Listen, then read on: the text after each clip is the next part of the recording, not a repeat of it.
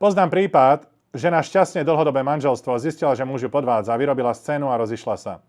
On teraz mal 20 rokov mladšiu partnerku, je šťastný, tá jeho nová má všetky privilégia, ktoré mama, ona kým bola manželka. A táto žena je teraz sama a ľutuje, že sa tak zachovala.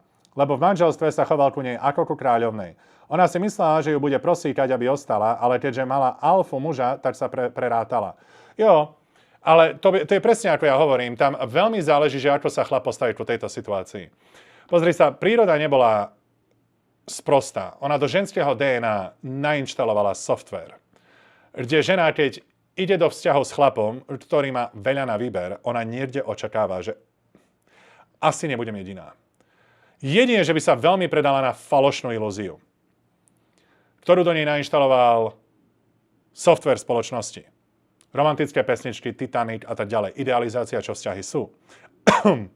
Ale jej primálne inštinkty, jej zvieracie pudy a inštinkty z prírody ju varujú a upozorňujú, never kokotinám. Ty ideš za chlapom, ktorého chce celé mesto. Jo, možno je šanca, že vybije nejakej pánvu.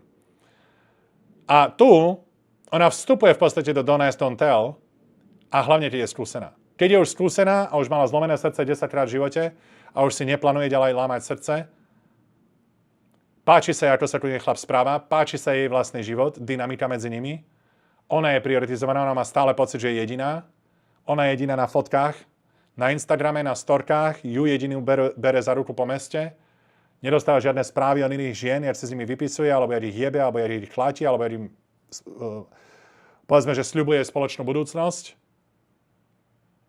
Don't Ask, Don't Tell. Ja som šťastná, ako je.